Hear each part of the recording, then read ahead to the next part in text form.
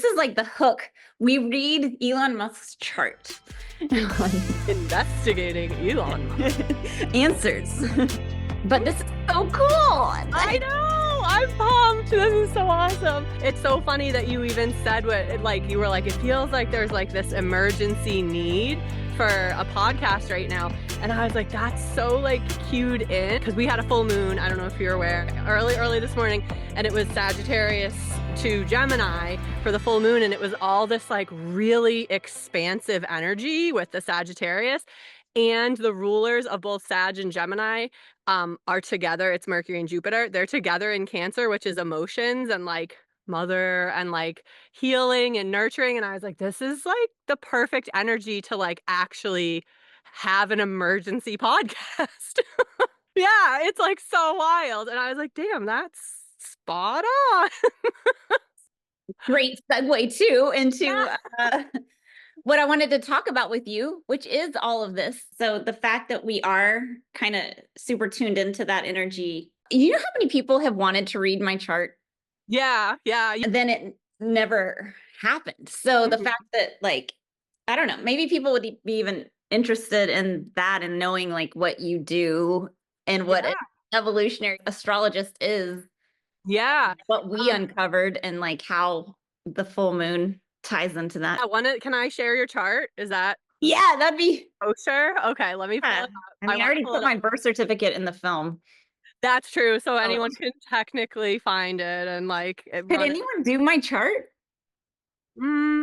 Yeah, technically. If they knew how to actually like pull the data points, yeah, they definitely could. I'm going to share my screen so you can see. I'm going to pop up. This is the transits for right now. Let me do actually the event of the full moon too, because I'm in fight mode.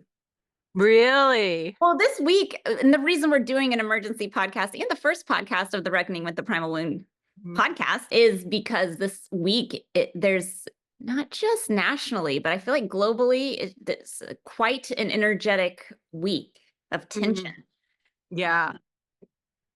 That's actually a really good word, tension, because when we talk about oppositions in astrology, the word that they use to describe that is tension. And when the sun and the moon are opposite, that's a full moon and it's about tension. So like, it's so funny. You're like saying astrology without even realizing it.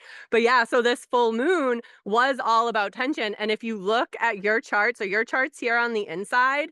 And one thing that evolutionary astrology really spends a lot of time dissecting and investigating is the nodal story. And that's talking about the nodes of the moon. The moon represents our emotional body and what is carried forward for us, the emotional imprint of the trauma of our ancestors, of our past lives, of our culture, whichever way you want to frame that, that's an emotional imprint. So it's where we look to see what is the soul actually working on emotionally in this lifetime. And what's really exciting to see is not only this full moon being in the place that it was and having the energy that it had, but also the rulers of the signs that the sun and the moon were in. So the sun being in Gemini, the ruler is Mercury, the moon being in Sagittarius, the ruler is Jupiter, them being together. And where are they? But on your north node in Cancer. Your north node is the energy that you're actually working towards. It's like the soul's remedy for the trauma and the karma of the past lives. So this full moon for everyone is going to feel kind of similar, but for you, there's going to be like almost this like emphasis on, hey, this is actually talking a lot about the work that your soul is here to do. So leaning into like, hey, there's an emergency need for healing, because Cancer is about healing. It's about nurture. It's about that inner child work. It's about, early childhood. It's about our ancestors. It's that like deep rooted at home feeling at home in your values, feeling at home and comfortable. And like, how do we, regenerate and nourish ourselves when we are trying to rest and recuperate? So to have both of the rulers right there on your north node, it's like, hey, there's this really giant concentration of energy really asking for you to focus on that work right now. So the idea that this podcast could bring that healing energy out into the world in this big, really Cancerian way, it's super, super potent. Oh my gosh, Jenna.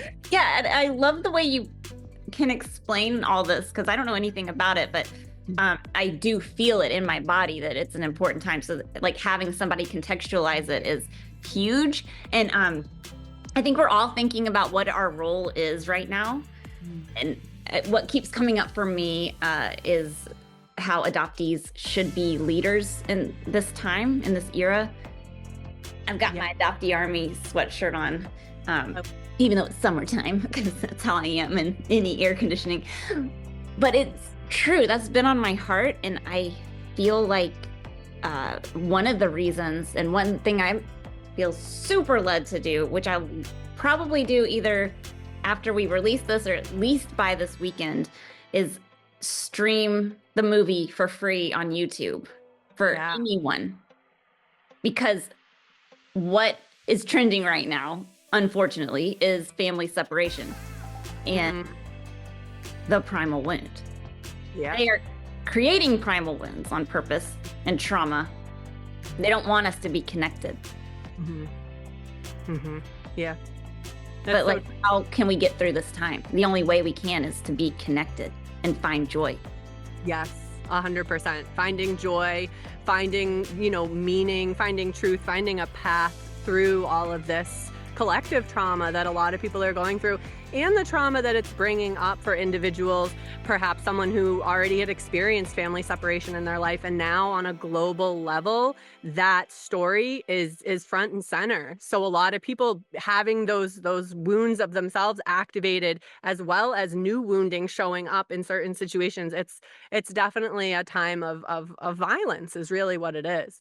And the thing with the energy in the sky right now is, with this full moon specifically, Sagittarius is all about seeking meaning within this like enthusiastic, adventurous mood, because we're talking about the mood when we talk about the moon because of the emotions. So there's this need, this emotional need for a rich, wide, varied experience, sort of like freedom within, and we're talking about Cancer too, the ruler being in Cancer, freedom within your emotional realm. So it's almost like repurposing emotional situations, emotional sacrifices, emotional trauma in order to find new meaning. So it's actually perfect for the fact that you're saying that the documentary is kind of like this emotional realm exploration, that you're expanding it out into the world so that people can find meaning, can find community, can find value, can find information that validates the experiences that we're all going through right now. Totally. And not even to be like that, it's not about me or the film, or it is this collective message, and why I think adoptees should be leaders. And the fact that I have this content, that even at Foglift UK, somebody came to support somebody else, had no connection to adoption. Actually, half the people that were there weren't connected at all. And they were able to get it, understand our plight, and then, have it relate to their lives. So somebody was like, wait, I never thought about the fact that my son hasn't seen his mother since he was 4, and maybe we should talk about that. And there's a wound there. And so they had this breakthrough conversation about it afterwards, because of just things that we talk about in the film. And and maybe those breakthroughs are happening for people as they're, seeing this media come through and seeing these stories highlighted. And seeing babies taken out of mothers' arms now, instigating trauma, lifelong trauma on women and children, and fathers too. The Antonella and Yorley being separated, who was deported to Venezuela. They were brought back together, but after Antonella was in 3 foster placements this year.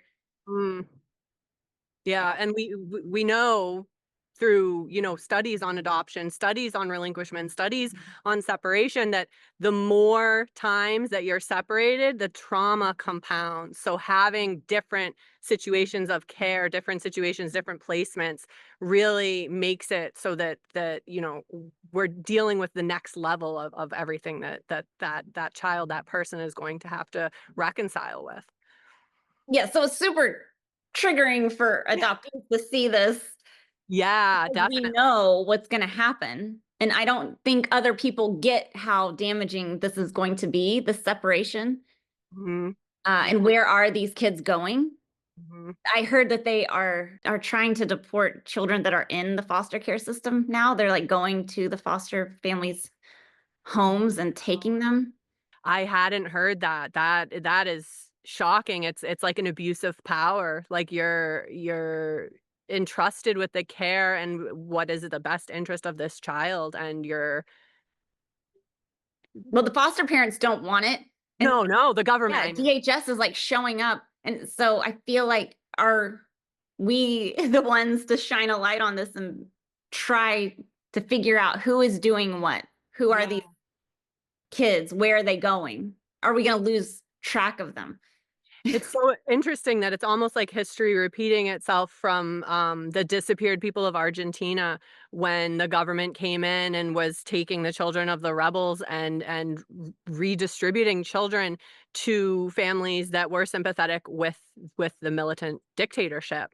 Yeah, and everything that kind of came out of that, the erasure of history, the breakdown of families, the trauma that these these activists were already going through a very, activating time, and then to on top of that start breaking apart their families in this very violent way, breaking apart their emotional steadiness to even stand up against such a powerful dictatorship, and then to just break them down emotionally in such a violent and it's yeah.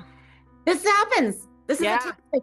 They did it in Ukraine. Aren't there still Yeah. 2,000 Yeah, missing? it's still happening, and I always like to mention that when we talk about the disappeared people of Argentina in the 70s during the Perón years and 80s, there was a world action on this, the rights of a child, that the UN created in order to prevent this erasure of culture, erasure of knowledge for people who are victims of this. And one of the only two countries not to sign it was the United States, and the fact us in Somalia, and the fact that we're supposed to be learning from our history, whether we were engaged in it or not. But not only were we not engaged in that, we weren't even there to support the efforts made to prevent that from happening again. And here we are enacting it on our own soil. Yeah. Because of money and power. Like there's so much of that some people can get from exploiting. Yeah, and the minute they want to change the narrative around, it's like, how many people do we know that were intercountry adoptees that then found out that they were actually, part of a scheme of stolen children, of actually illegally obtained individuals who then were placed for money and power into other situations, even across nations.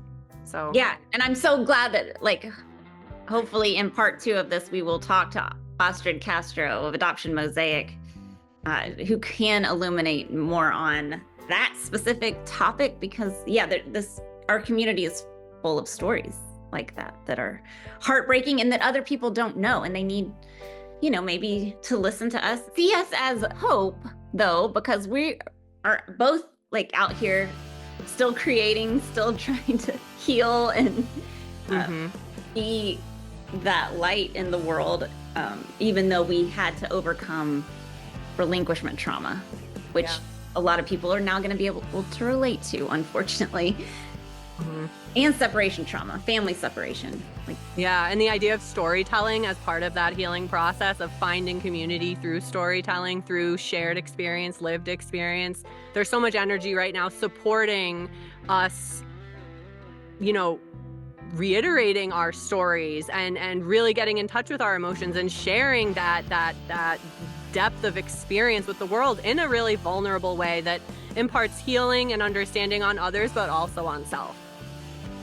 Yeah, totally. Yeah, I love the way you said that. And it makes you think about the opposite side of that, and how many people that their path and what they're choosing to lean into is so negative and oppressive, and just still that's what they're choosing to do. And I'm like, we're all hoping and praying that the military decides to side with the people. And we don't know what's going to happen. Oh, yeah. It's a very unsure time, and as we are not even directly threatened by what's going on to that and we can even feel how upsetting and ungrounding this is. It's such a pivotal moment for our nation, for our world, for humanity to really say, what are we going to do? What are we going to do in this situation? Are we going to dissociate from it? Are we going to just look at something else and not actually focus on what's going on? Or are there ways that we can actually affect change while not overextending ourselves and causing harm to self? Because I see a lot of people who are also to a point almost like beating their head against the wall, being like, I want to help, but I don't know how. And it's like, well, you need to make sure that you are a safe and solid person and that you're taken care of too, so that you can show up in your full ability to help and, boots on the ground, be with other people, be in these situations, supporting other people through this collective trauma that we're experiencing. Totally. I was just talking to somebody else. It's like, I signed up to go to a protest on Saturday, but I don't know if I feel like that's where I'm supposed to be. I don't. And they were like, well, you have to check in and make sure it's a lot of that is virtue signaling. It is performative. And especially if you don't feel like it's important for Yep. some people to go and protest physically. But like, if you feel like it's not going to be safe, that, you personally need to keep yourself safe and not, get shot by a rubber bullet, maybe because you're supposed to share the movie online or create this space like with the wavies, a space for artists to be able to come together and play music right now and have that physical output. It's like, why is music important? How can anyone think of, doing stuff like that at a time like this? But Mm. this is when that's the most important. Yeah, exactly. The self-care that's implied with those kind of situations, those kinds of communities coming together, the release. If you think about it too as like be the change you want to see in the world, healing yourself, healing your little collective bubble, that healing, it spreads, whether you want to think about it as it's contagious or the trickle down of it, or, going out into the world, you smile at somebody, you brighten their day. It's like, how can we bring that into our realm of thinking about how can we show up in the most effective and efficient way. Effective and efficient. We don't want to overtax ourselves, overburden ourselves. Or like you were saying with your example, if you go to the protest, are you actually, as much as that is a physical action and you are 100% mindfully in that space, are you affecting as much change as if you were to actually not go and stay home and instead be streaming the documentary? Like, are there ways for you to most effectively be, present and supportive of what's going on and what's the best thing for society right now? Uh, yeah. And like, do you think that tuning in and looking at astrology can help you find those answers? I'm so not like, I don't think about that every day. So Yeah. can we get the charts of all these like people in power? Yeah, actually, it's funny because I've actually done like Donald Trump's chart before. I did Joe Biden's chart before. They're different astrologers have different ways that they feel about the United States chart, whether you want to do it from, the Declaration of Independence or yeah, when we're looking at the charts of either our leaders or of the people in power or event charts, which is like when did this event first take place? When was the first manifestation of everything awful that's happening right now? And you can debate that down to the time too. And then the third way of looking at it is we're talking about transits, which is like the full moon, like the weather of astrology in the sky. So we're talking about like the full moon impacted everyone, but where did it actually impact, for instance, Donald Trump's chart? Where did it impact, for instance, anyone's chart? We could even talk about if we had charts of prominent names that are actually activists at this time, or even some of the people who are victims of what's going on. We can look at how this energy is interacting in their chart and then kind of pull it apart and say, okay, well, obviously this trauma is not a positive expression of the energy. How can we find a different expression within that chart, or the tools of the individual that they have to lean on at this time? Kind of like we were talking about how this full moon landing, having a lot of emphasis on your north node means, yes, bring that healing energy out. Like right now is the time for me. bringing that. Yeah, for you. And it's in this 6th house way, day-to-day life, day-to-day activities. It's also talking about health. It's talking about the house of service to others. It's also mentor-mentee relationships. Maybe taking people under your wing that need kind of like to be hyped up and have this explained to them in a way that is very trauma informed, so that they can then start thinking about things and coming to their own clarity about the different situations, so that they can, that's the trickle down of healing. They can impart that information and move forward in a very mindful way with it. I'm sorry to interrupt this very important conversation, but I have to give a shout out to our sponsor, because we couldn't do this without them, Hiraeth Hope and Healing Retreats. I have been to these. They're great. They understand that every individual's journey is different and are here to provide unwavering support before, during, and after your healing journey. So you're not just signing up for a retreat, you're entering a circle of lifelong support and transformation. They recognize and support all DNA surprises, providing a safe, validating, and nurturing space where adopted folks, DCPs, which are donor-conceived people, LDAs, late discovery adoptees, and NPEs, people who've experienced a non-parental event, like finding out your father's not actually your father, can find connection, understanding, and healing. So anyone in your life, or if you can relate to this, try a retreat. They do 4 a year, no 2 are the same, and you can join a vibrant community. I'm friends with a ton of people in this community, and totally recommend them. So that's Hiraeth Hope and Healing Retreats. Find the link in the show notes. And now back to this exhilarating conversation. I love looking at astrology for pretty much everything. Yeah, something that stood out to me when I read Trump's niece's book about him and everything was that, like, his mother was sick in the hospital right after he was born, and then he was kind of alone for a year or two. The first 2 years of his life, she was in the hospital mostly. Wow. Yeah. And I was like, does he have a primal wound somehow? Right. That no one would ever talk about or acknowledge, because he wasn't like adopted. But Right. No, that's so true. That's so true, because I like to point that out to people too. It's like, oh, you had an event where you didn't know your parent for your entire childhood, or there was a separation for these years.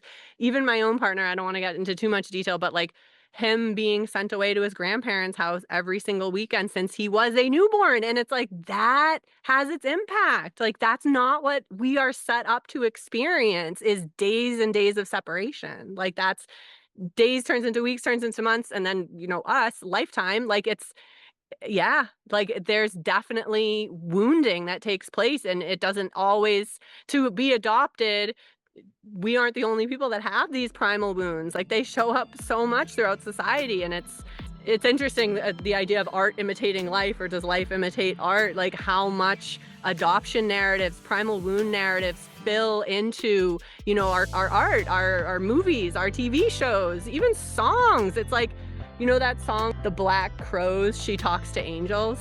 oh yeah, I swear that is about adoption. And it's not, but it is. Like, I to the point, it's like, she has a lock of hair from someone she has not met. Imagine a baby that the birth mom just, takes a lock of the hair. It's like so fitting for adoption, but it's not about adoption. But then it's like, so how much of this our trauma actually sinks in subconsciously, and other people are actually relating to it in ways that, oh, well, I'm not adopted, so that doesn't apply to me. No, well, actually, there's a lot of crossover.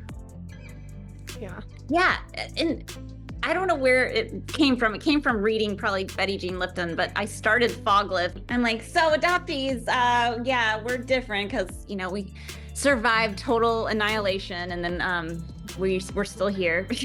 Yeah. Yeah. I love her point when she says, when you ask somebody who wasn't relinquished, they can't imagine it. Like, it is simply unimaginable. You can't imagine not knowing your family, your parents, your mother, your birth family, your birth mother. You can't, your natural mother. You can't imagine that because it is so taken for granted. It's like, instead of pre-verbal trauma, it's like a pre-verbal given. It's something we don't even think about. It's like, can you imagine not having your hand? It's like, no, you can't really imagine that. Like, it's unimaginable. Like being annihilated is the perfect way to describe it because our world was gone. But Yeah. the ones of us who survived, and not all of us do, Mhm. actually.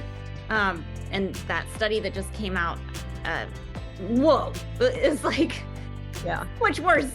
But you can go one of two ways, you can, and I think that if you don't acknowledge it and try, like in any trauma in life, you can, like, it Yeah. can be really damaging and you can inflict a lot of pain and suffering onto others, as we see with some people who I think might have primal wounds, because we are so powerful because we survived that. Like if Yeah. you survive total annihilation as a baby, it is a superpower. And Yeah. I think that even people like Trump have it, Yeah. Yeah. It's honestly. like he chooses to go a certain route with it, which is more destructive. But yeah, it Any is. of us could create or destroy, you know? Yeah. Exactly. One of the charts that we look at a lot in this, at least this astrology school that I went to, that we spent some time on, was Hitler's chart, because it's so not what you'd expect. There's Really? a lot of artistic energy. There's a lot of lovey energy. Like, there's a ton of Libra energy. Like, Libra are the people who are charismatic and all about like restoring harmony and balance and relationship oriented. Like, you would not expect that in his chart. This strong Venusian presence. I know he was an artist prior to everything, but it speaks volumes to how much free will we really do have to make decisions about, are we going to go down this path, or are we actually going to be able to go down and change and alter things so that our reality becomes something almost unrecognizable to the alternative. So, and it becomes a superpower because I think too, when we are babies, we are on some level, spiritual level, subconscious level, we are aware that there's a shift happening, that there are choices being made and things are not quite right. Like, things are different than what they are supposed to be. We are aware in some way that there is a shift. And most babies that aren't traumatized, are able to stay fully in their present moment. Like, babies don't even realize they're separate from their natural mother until months and months down the line. And so the fact that they're so consumed with, this is my one reality, I'm not even separate from this being, versus our situation where it's like, not only are we forced to acknowledge prematurely that we are separate, and we are forced constantly to acknowledge that, we are watching that shift happen in ways that while fight, flight, freeze is activated, it's like the whole wiring of our brain is taking place with a level of painful consciousness that shouldn't even be around. Like, and honestly shouldn't be survivable in nature. If we were separated, no, you'd be gone. Like, that's it. Like, it wouldn't, you wouldn't be, it's almost like nature would say, like, well, here's mercy on you. You're actually not going to make it because this is so painful and so devastating. And you know that it is so painful and devastating. You know that this separation is life threatening, and we are going to actually fulfill that. Whereas adoptees were like, this is life threatening, and nothing is validating that. Nothing is saying, oh, you're right, and now you're going to sadly expire. Like, no, we're sitting there like, our lives are threatened for years. Like, yeah, it's a lot. Hyper vigilance. Yeah, hypervigilance. That's such a good word. And I love when I heard Paul Sunderland talking about how our brains being formed under the stress of fight, flight, freeze, in that hypervigilant state, and the type of connections and pathways that we were kind of forced to create thinking with our primitive mind, like, we are about to die. Like, how can we survive this? Like, what can we do? So, and then do those connections serve us in everyday life? Well, how many adoptees do you know that have little quirks? Let's put it a nice way, that aren't actually good for, their relationships or their lifestyle, their self-care, any of it. Totally. Yeah. Yeah. And I think Nancy in the film says, she talks about the child psychologist Eric Neumann, how he said that there's no such thing as a baby. There's a Mhm. baby and someone. Yeah. Yeah. Yeah. Because that fourth trimester that we didn't get Mhm. is arguably the most important, Mm. where you are having that outside uh, post-birth experience of bonding with your Yeah. genetic roots.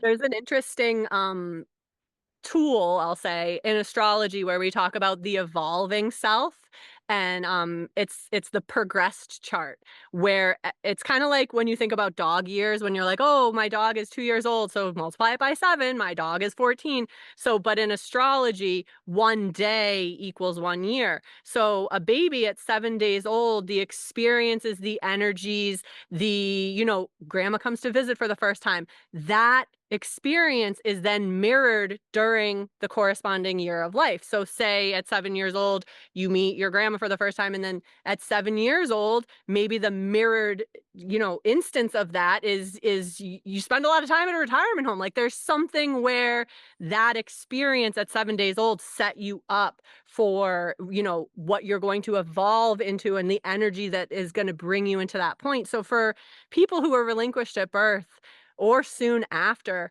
our progressions, that fourth trimester, man, it sets you up for what you're going to evolve through later in life. And to go through those first 3 months, I'm going to say 3 months just because most 90 is kind of the cusp, not really 120 years old, but those first 3 months, mirroring your first, 90 years of life. It's like, if you experience that in a state of hypervigilance, it's almost like astrology is saying, your evolving self is going to evolve within the fact that you were in a yeah, isn't that wild? Like, it's literally when people talk about, the trauma cake. I recently heard about this, where it's like, if you have a cake, you mix all the ingredients together and you bake your cake and it's done, and you can't really say like, well, let me pull the flour out, let me pull the eggs out, like, it's done. So if all of your ingredients for your early childhood to make this cake have trauma within them, and you're baking a cake with trauma experiences,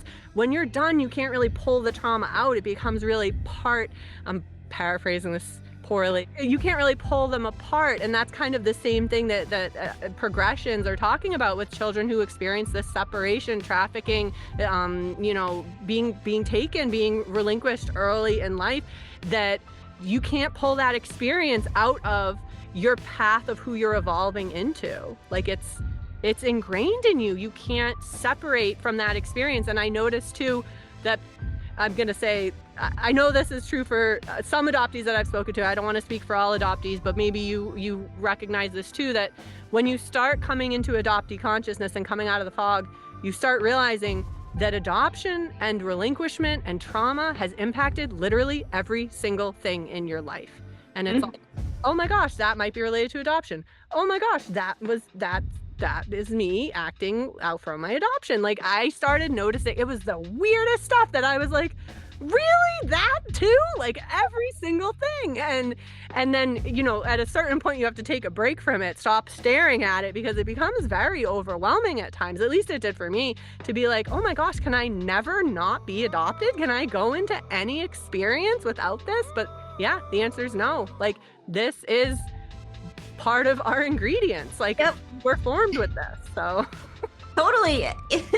As much as we have multiple timelines, and most people can't say that like we can, but it's still our path, and we're on our path.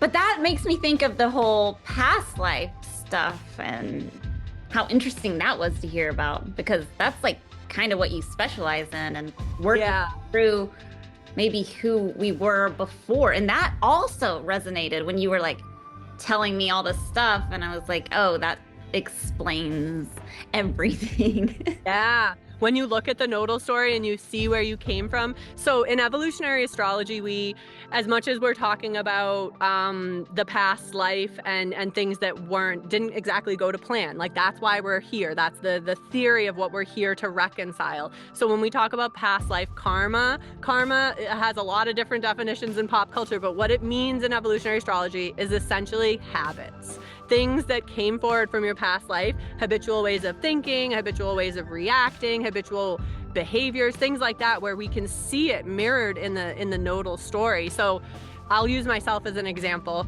but my self node is in, I should show you the chart, right? That would probably be the most. Yeah, yours? Yeah.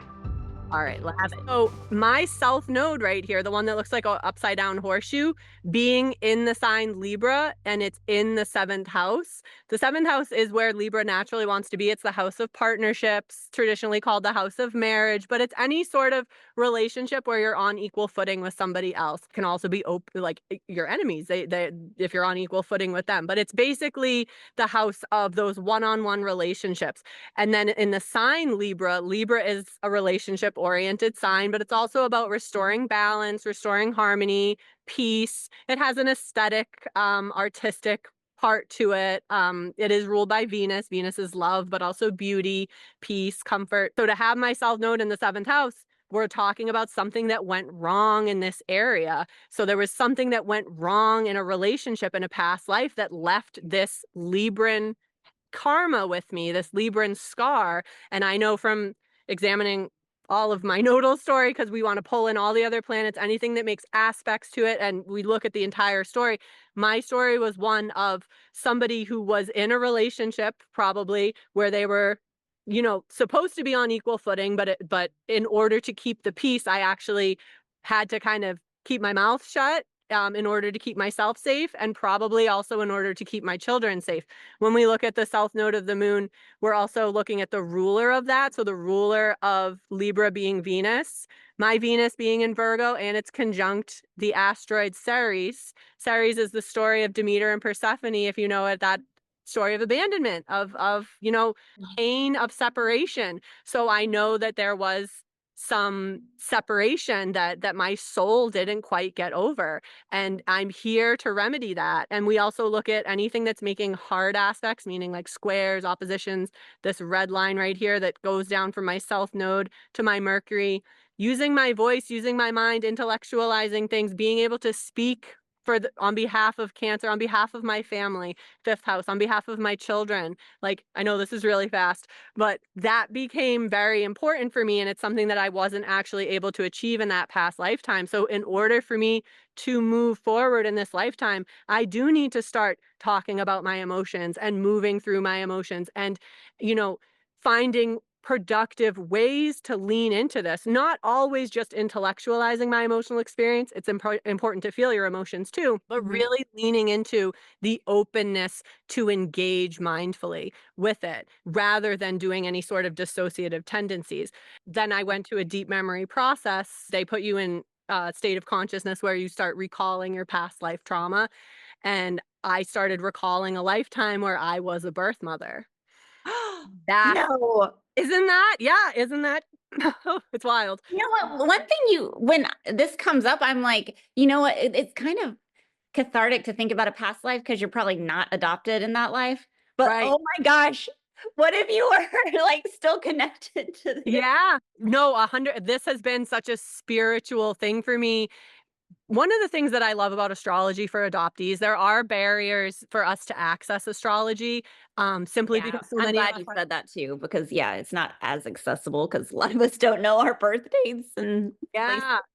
And fictionalized, records that we have where it's like, they weren't really thinking about our rights to our information and what this information could bring. Astrology is an ancient practice. Like it was very, very respected before the kind of powerful Christianity came in and kind of forced it into this taboo place. Like astrology used to be something that was studied by the highest thinking minds. So we know in our bones, in our ancestry, in our deep deep soul, we know that this is a powerful tool. So blocking adoptees from being able to access this is just another way in which we are further disenfranchised.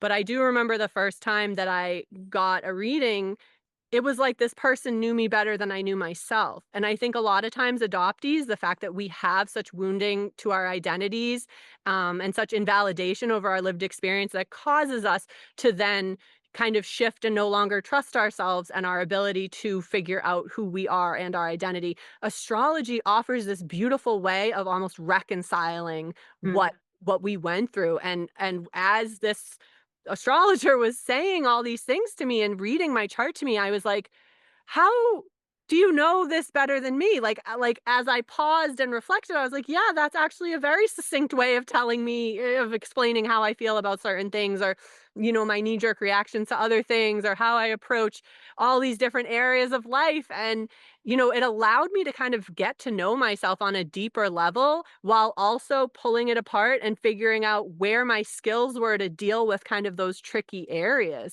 So I always kind of knew that I was very interested in talking about emotions, for example. Now I understand why. It was because it's a tool for me to move through this life. Like I need to lean into that kind of superpower. Everyone has a Mercury somewhere in their chart. You need to lean into that superpower because Mercury, messenger of the gods, how we think, how we communicate, how we take in information, studying information.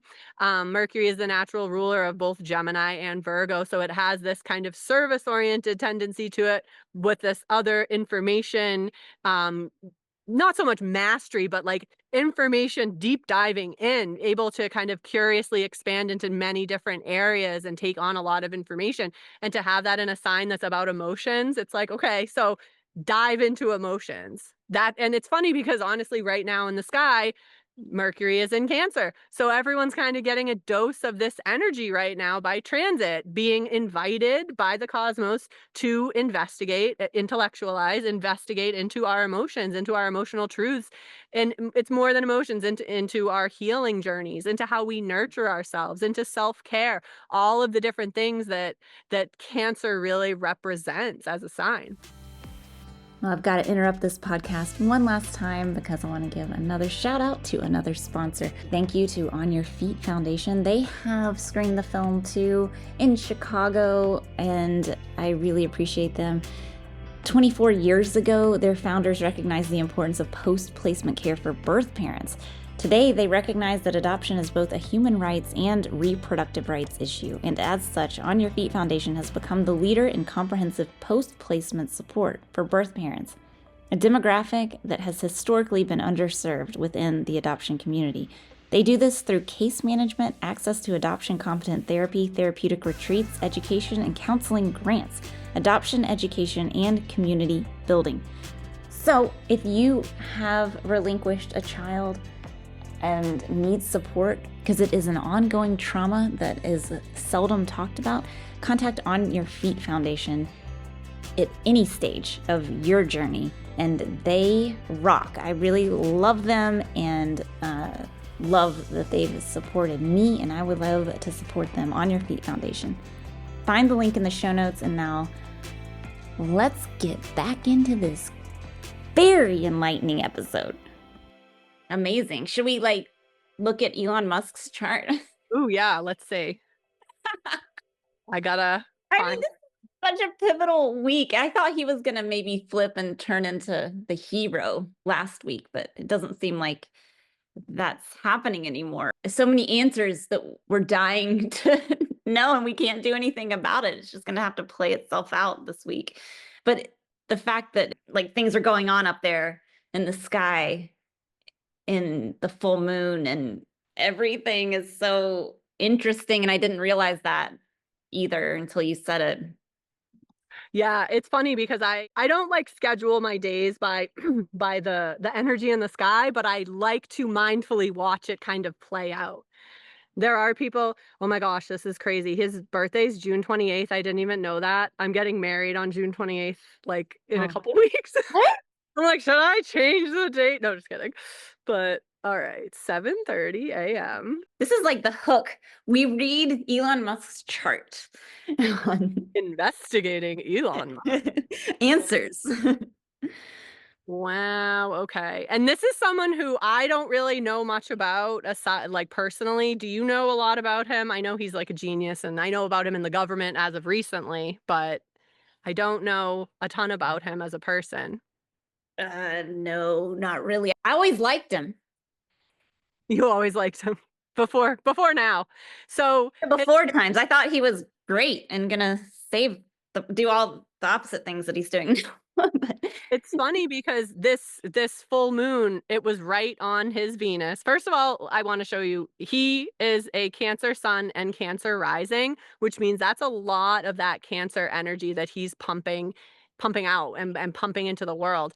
Very interesting. It can go both ways. We already know that it can be positive or it can be negative. Sometimes Cancer has a way of here's a negative thing that doesn't have to do with Elon Musk, I don't think, but it can have a way of overextending itself and trying to do too much for others, trying to do like the mother that lived in the shoe and had so many children she didn't know what to do, like that situation where it's like she's not taking care of herself, she's taking care of all these children instead of herself. She's not finding that balance. The other side of it can be someone who is so sensitive. Cancer is a very sensitive sign that they almost don't let anyone in. They don't want anyone to see that side of themselves. They block it off. They can't, they become, withdrawn, either physically withdrawn, like someone who doesn't want to leave their house or it feels too dangerous out in the world, or emotionally withdrawn. Perhaps that's more the case with him, emotionally withdrawn. We also see Mercury in Cancer too, and it's conjunct his ascendant. Your ascendant is kind of like your presence out in the world, your social persona, your style. So to have Mercury right there, the thinking planet, it's like, yeah, well, he's very intelligent and kind of leads with that. People know he's very intelligent. That's a very interesting little piece for him. But his ruler of his chart, so you look at Cancer rules the moon. The moon rules Cancer here. So we have his moon right here in the sign Virgo. What we're looking at here is called mutual reception. His moon and Mercury are really working well with each other. They play off each other. But his moon, his emotional body, his intuitive self, his mood, how he emotionally and intuitively relates into the world takes on this kind of Virgoan style about itself where he can become a perfectionist. He can kind of like see where things could be a little bit better and isn't afraid to voice that and kind of move through it. So it is kind of interesting that no matter how you feel about him, positive or negative, we can say that he definitely was trying to point out things that were wrong before. And, whether it was true or not true, what he was finding, that is very Virgoan work to kind of like get into the nitty gritty, into the details and kind of point things out and potentially get frustrated when other people don't see it the way you do. If you have a Virgo friend that kind of points something out to you that you could improve upon and you take it like, well, why did you say that? That's so unsupportive. That's really mean. Like, why are you being a perfectionist? They truly aren't trying to hurt you. They're just trying to inform you about something that they see very clearly. They're trying to be helpful. So it is a very genuine sort of perfectionist tendency that they have available to themselves. So, and it's interesting too, because it's in the second house, which is the house of resource. And he's literally talking about the resources of the government. Usually things do have some literal kind of humorous way that they show up, but that's a little like on the nose for who he is. I wanted to do the full moon for him though, because it lines right up with his Venus. So his Venus in Gemini, how he restores balance within his life, the type of people or partners that he's naturally attracted to, that's all going to be represented with this placement. And we see Venus in Gemini. It's interesting because Trump has some sort of Gemini in his chart too. I'm pretty sure he's either a Gemini sun. Yeah, he's a Gemini sun. Didn't he just have a birthday? Or he's about to have it's his coming up on Saturday. Oh my gosh. Yeah. So Saturday's his birthday. They both have June birthdays. Wait, does anyone realize that Trump and Musk's birthdays are 2 weeks apart? What is that? Oh, yeah. I don't know what that means, but Well, it just means that their suns are conjunct. Granted, Musk's is at 5 degrees of Cancer, so it's a conjunction, and I'm guessing that Trump's is around 25 degrees because the sun moves about a degree per day. They shine their light out into the world. They're conjunct each other. So in a way, when they are together, they can become a very powerful force. However, if one feels like the other one's eclipsing them, it can quickly, as we see, become can I say pissing match on Zoom? It can become that way. It can become like they Course. just argue. They just are kind of getting explosive. And it's interesting too that the full moon landed right on his Venus. So it's kind of like an opportunity from the universe to say, like, how are you showing up in relationships right now? How are you expanding within your relationships right now? What can we know about this? And it's interesting too, because the 12th house, it's the end of the zodiac. It's traditionally called the house of troubles. We don't really talk about the negative, we can, but the 12th house, it's a very Do it. spiritual house. It's a transcendent house. It's a house where leaving ourselves and moving into a state of one consciousness. It can also be things in that house through life. We are practicing non-attachment. We are practicing letting go. So in this way, it could be something highlighting, hey, it's time for you to let go of this partnership. This partnership has run its course. That could be one explanation of why they're kind of having this feud. There's another thing that he's supposed to be letting go of a lot in this lifetime and transforming and evolving, and it is his son. It is his ego. He is supposed to be experiencing many ego deaths through this lifetime. So it's interesting that, if you hang on to that identity, you hang on to that whatever it is that's feeding that side of you. And I don't mean ego in a negative sense of the word. Ego can be very positive too. Your sense of self, your sense of who you are out in the world, what leads you to feel sane and grounded, that's all has to do with the sun. But if he's not in this place of being able to release that when it no longer serves him and allow that transformation to occur, the universe is going to take it away. And it's kind of like that's what's going on right now. The Jupiter and the Mercury conjunction that ruled this full moon is right on his sun. This is an emotional death of his ego, essentially. And I mean death in the figurative way. Right. The death, like the phoenix rising from the ashes, like there's some level of rebirth that his soul is being called to embark upon right now. And is he gonna, dig his heels in, or is he gonna embrace it? Yes, that's what I feel. I feel like this totally tracks and is what we're all seeing. And we're like, Yeah, is he gonna do the right thing? He almost did it. Last week yeah. he was doing it. Oh, He could totally flip and be this ally that yeah. he started as, and It's how so we funny have a too. collective intervention. Just His like, Mars is in an opposition right now too, and those usually play out externally. And I know that Donald Trump's a Leo rising, so this could have to again line up. I would need to see his chart to know for sure. It could line up again with this is literally represented in the chart that these two martial warrior forces, Musk and someone outside of himself, kind of we started with tension and the fact that there's tension with opposition. So there's this tension between how he wants to courageously show up in the world and be this Aquarius, the sign of the genius, the revolutionary, the rebel, can be the criminal too. Criminal in the sense that sometimes you don't understand what Aquarius is trying to do because it's so out there. It's so from the future. That very much embodies him as a person. But the problem here is when it's opposed by Mars, we can potentially feel that there's some energy outside of himself that's kind of pushing him, like, how much courage have you developed? Are you actually able to stand up and do what's right? And I think that is very much what society is waiting to see. How developed is this Mars? And it's conjunct his North Node. Are you ready to fearlessly kind of move into this space, into this question of have you actualized, in order to not really care what other people think? Aquarius isn't really concerned with the opinions of other people. Aquarius is concerned with what's best for humanity, no matter what people think, what's best for the progress of things. He needs to not care about his popularity and potentially stop with all the quibbling back and forth. And instead, like you said, do what's right, do what's actually necessary, have the courage to actually stand on your own and do what you need to do. honestly, he's the only one that I have any hope that could do that. Yeah. Yeah. He So, might. Elon, if you're listening to this, If you need an astrologer too. No, I didn't know this is how we were gonna like, yeah, right. but I love that you mentioned tension again. We started there, and I mean, this is how this week is gonna go. But if we can influence it at all, Yeah. By anyone hearing this, please, Please send it to Elon. Let him please know we're here. Elon. Oh, awesome. Well, that was really fun. I had a great time. Thank you. Yeah, I could keep talking to you, and I think let's just keep talking. Yeah. Tomorrow. It would be so cool if we could get like part 1 and part 2 out before this weekend, which I feel like is where the tension's gonna manifest into whatever's gonna happen.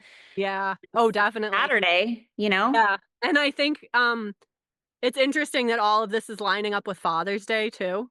Like, because it's like, yeah, like honestly, when you initially said the emergency podcast, I was like, oh, it's about Father's Day. It's And about the sequel. No.